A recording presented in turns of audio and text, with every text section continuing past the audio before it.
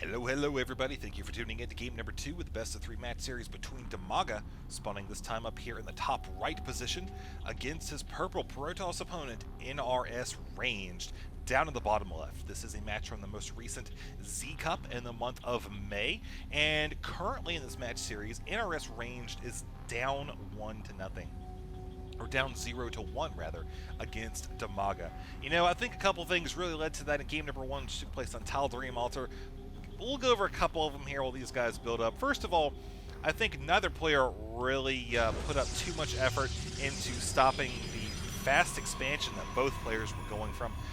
Ranged did send a couple zealots up while he used his army as kind of a distraction slash precautionary measure to try to guard those couple zealots while he took out the expansion up in the top left. But other than that, I think Damaga came down and attempted some harassment with some Zerglings. I think both players just kind of let the whole map go out of control. I mean, you saw how many bases they had, and Damaga just expanded almost entirely unchecked through the top half of the map, and even down into the bottom right, very close to Ranged, kind of wedged himself in between two of Ranged bases there. And just had the superior economy going into the 30-minute mark. You know, we saw him running around plenty of units, just building them up one after the other. And another thing that I think Range did was kind of played his card a little bit too early there with the airplay. Yeah, he switched over to Void Rays. He did try to do a little bit of harassment. He was forced to defend with his 12 Void Rays there in the middle of the map. And they just got trashed by the Hydras and the Infestor. And then he transitioned into carriers, and Damaga, you know, having seen the Void Rays at the start, how many of them he saw, he thought, okay, well, Ranged obviously had a lot of air there, so he's got a lot of production capabilities he's invested to recently. It's a good bet that we're going to be seeing more of that, or maybe some more Blink Stalkers, which we also saw. Hydra's very strong against both of those in mass, so we saw him go with the Hydras, and combined with the mind control, he just dominated in that last battle of that match. So we'll see if we're going to have him be something a little bit different here. We're seeing he's opening up with, you see he's got the Cybernetics core right here, Gateway kind of hanging out, not walling off. That's a pretty interesting thing there. A lot of times you'll see Protoss players do is kind of put the pylon right here where it is now, and Gateway, Cybernetics core, have a Zealot parked right here, and maybe transition into going 3-gate expand, maybe 1-gate expand. I mean, there's any number of things that can be done at this point. Important thing to note, Damaga does have an Overlord already down here, despite the fact that it's around the same time that the Cybernetics core is going to complete. So he's got to be expecting some kind of anti-air coming in just a moment or two. But he is kind of etching it in just barely there. And you see he spotted the Cybernetics core. And we'll see if he actually comes up here and runs up the top of the ramp with that Zergling. Check out the rest of it. Yep, he sees that second gateway going down. He hasn't been able to pop into the base to see anything else, though. So he doesn't know what kind of gas he's going to be facing. The gas is obviously a very clear indicator of if the Protoss player is maybe going to be doing a tech play or any number of things. So we'll just watch and see actually what happens here. Damaga opening up a pretty similar build. We saw he went with that Zergling speed right off the bat. Got the Extractor first, Pool second.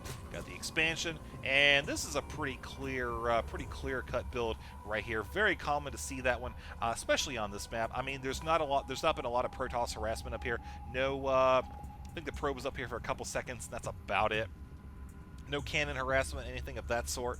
And so here comes the Queen. Probably drop a creep tumor here at some point in the near future, and followed shortly by the eggs. Or it could be the other way around. I don't know. We'll just have to see. Right now doesn't have enough energy to do either one. Looks like it is going to be the egg, though. And Range is going to be favoring that sentry play again. Now, I think this is a little bit better of a map to be going with that sentry play with the force fields than Tal'Darim Altar. Obviously, don't get me wrong. If you have enough of them, you could do it in damn near anywhere. But Tal'Darim Altar has a lot of open area. You know, you place a wall of force fields, and the Zerg can just run around it in a lot of places on the map. So that's one thing to keep in mind here. Obviously, a lot more choke positions here on Xel'Naga Caverns. Of course, Probe coming up, going to try to scout out the player, see if he can spot that expansion. Well, let's actually see, did he spot that creep? I'm pretty sure he did. Yeah, he knows that expansion went down there. He knows what to expect. You see he's actually dropping his own expansion right now, favoring getting that forge, probably a cannon or two, make a nice little wall right here. That's something we see a lot of times here on Xel'Naga Caverns. We're seeing both players being a little bit more aggressive with the scouting this time. Here comes Damaga, got another Zergling, gonna pop in here, maybe try to pull these units out, then double back around, maybe head up the ramp? I don't know. Obviously, that opportunity did not present itself.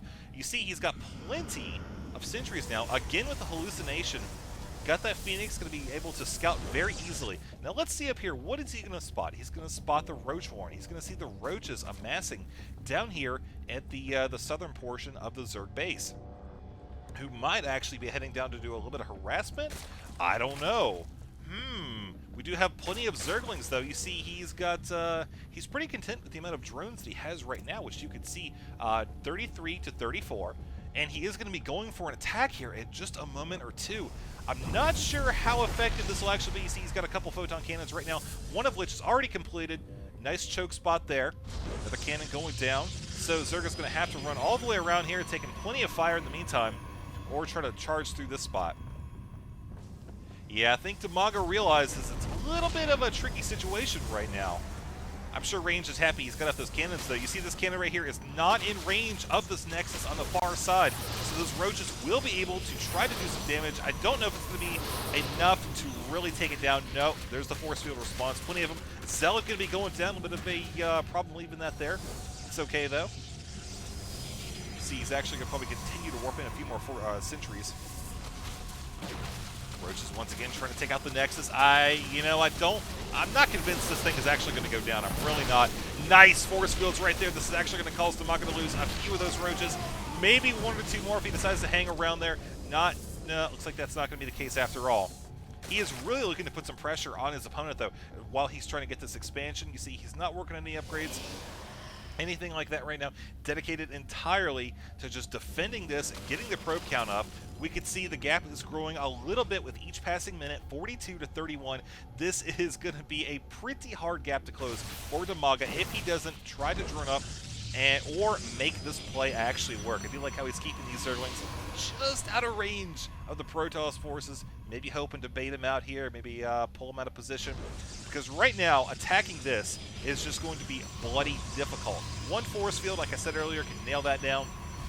And we see he has got plenty, those are stalkers, plenty of sentries here that can lay down more than enough force fields. We've got 2, 3, 4, several choke positions here in the northern part of the map.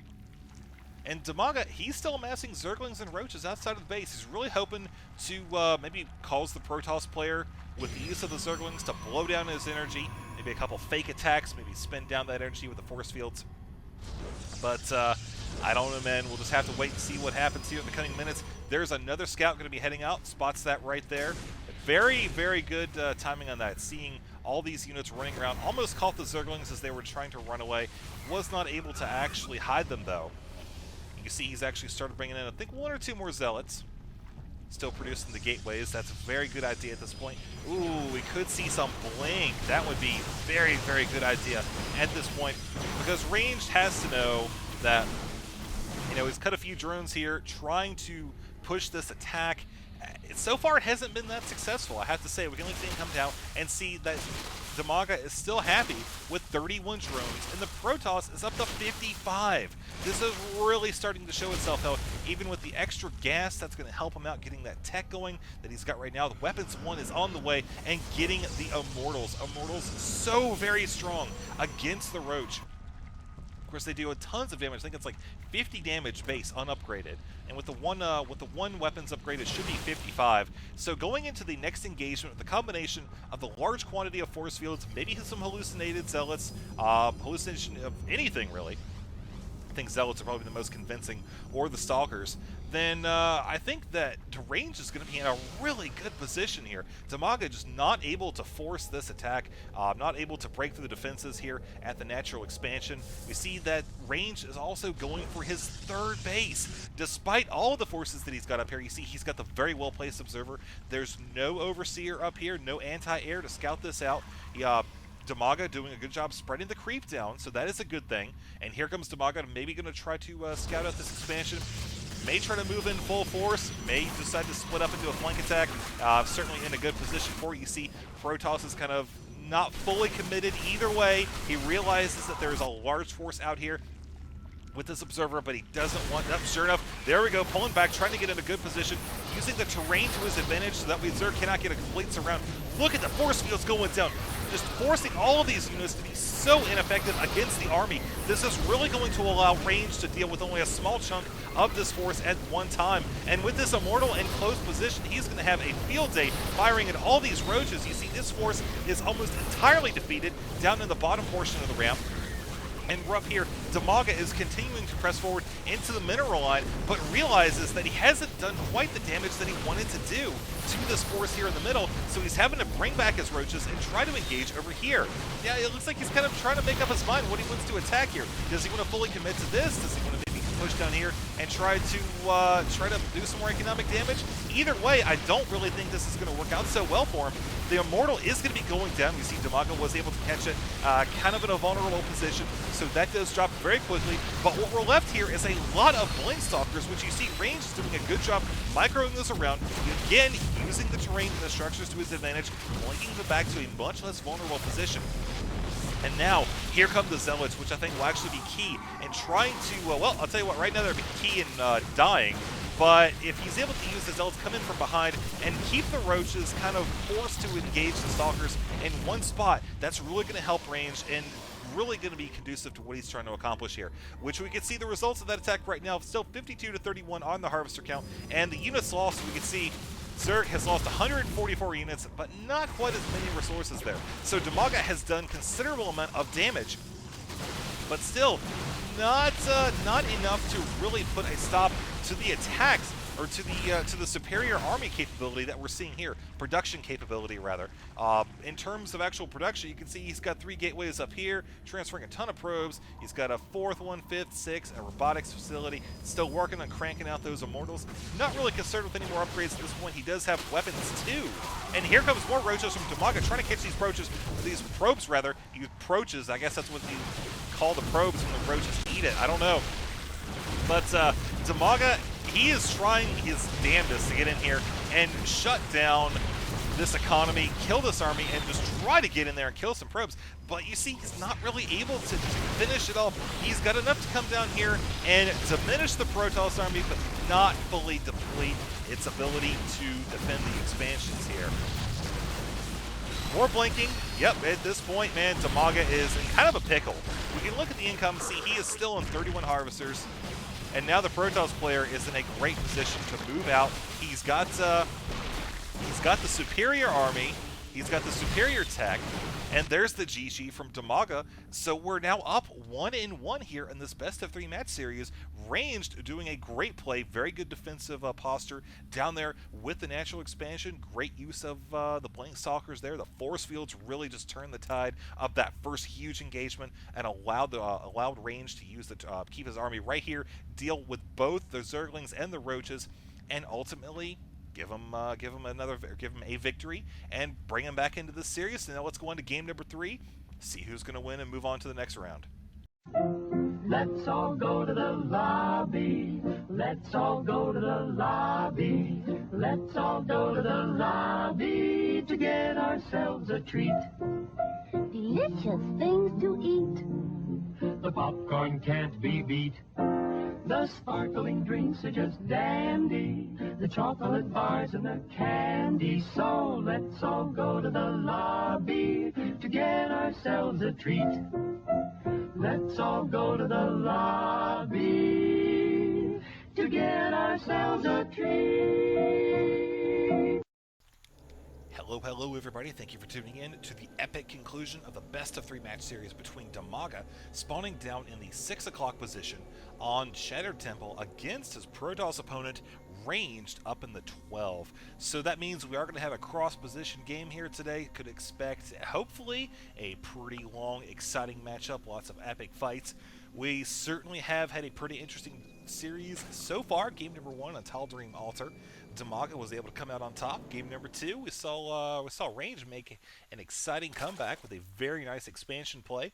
Great use of force fields. So I'm hoping that we're going to see more of the same here Now, with it being cross positions, I'm thinking, like I said before, we're going to have a little bit more of a longer game, but certainly it is possible that it could be over quickly. I don't know.